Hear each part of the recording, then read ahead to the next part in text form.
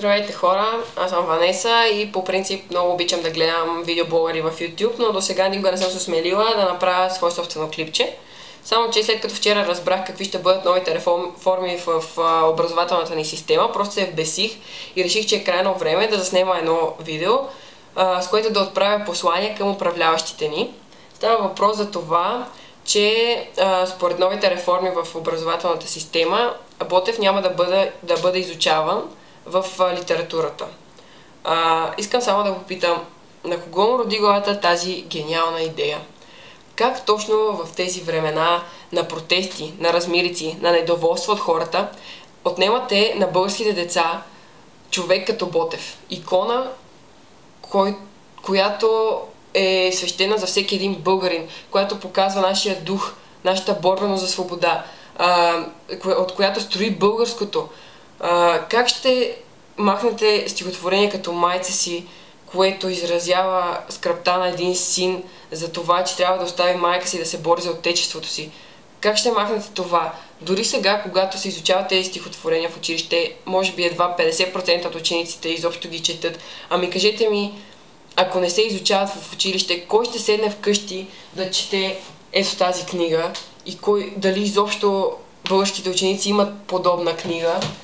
Кой ще седне да се запознае с произведенията на Ботев? Дали изобщо следващите деца ще знаят кой е Ботев? Днес махате Ботев от литературата, утре махнете Левски или Раковски от историята.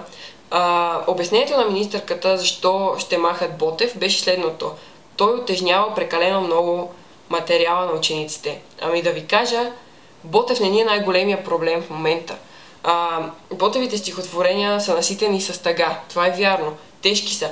Но те олицетворяват нашата история, там откъдето сме тръгнали, показват колко силни са били нашите прадеди. Защо решихте да махнете точно това?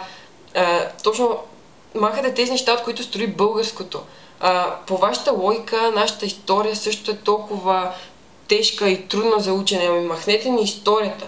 Това ли искате? За да ни облегчите програмата, да махнете всичко българско, махате Ботев, ще махнете Шекспир, разбрах, вкарвате турски език. Ами махате класиката, вкарвате някакви ориенталски елементи. Аз ви предлагам вместо драмите на Шекспир вече да изучаваме сценарии на турски сериали, тъй като учим и турски, направо в оригинал. Така, вместо да се запознаем с трагедията на Хамлет, ще разберем трагедията на Али Раза, на Фикрет, на Инджи, Мехмет и Ахмет и не знам кой още. Освен това, преди време чух, че ще ли да махат краткия и пълния член. Вместо да учат във втори клас децата къде има подлог, за да бъде с пълен член и къде думата ще бъде с кратък член, можете да въведете часове по български език и литература, в които специално децата ще изучават как да пишат думите от типа в устата. Така, във Фейсбук, втори и трети клас, децата ще могат да се правят на интересни и да знаят как да пишат по този странен начин и да се забавляват.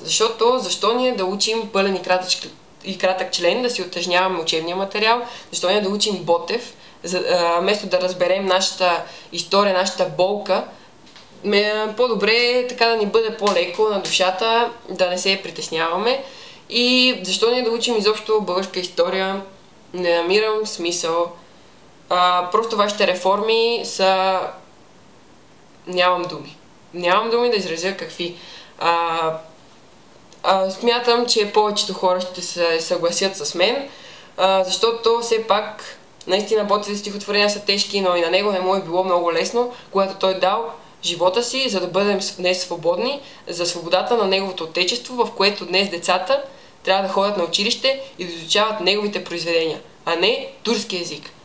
Ако и вие сте на моето мнение, можете да споделите клипчето, можете да дадете палче нагоре, можете просто да го подминете, но, скъпи управляващи, отново ви повтарям, това не е нормално.